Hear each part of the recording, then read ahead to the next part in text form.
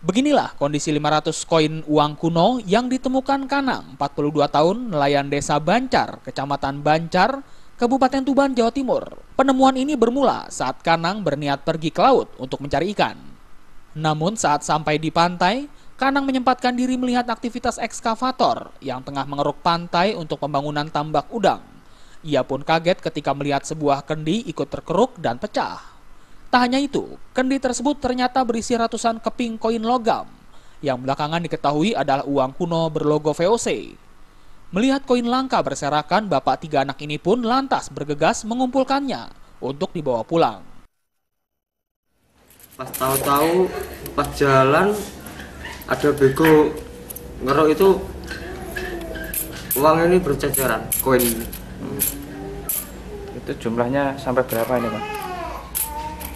Sebenarnya banyak tapi yang sudah campur baur sama tanah. Ratusan, Pak, ya?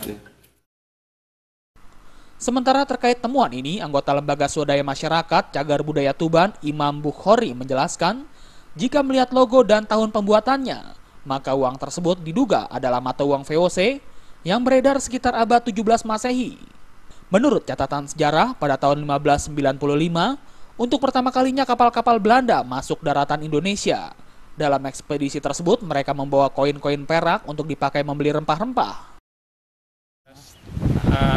Tahun 1728 ada 1730, ada 1731, dan itu gambarnya ada gambarnya VOC. Mungkin diperkirakan itu zamannya Belanda. Dari Tuban, Jawa Timur, Sumali Malwapati melaporkan.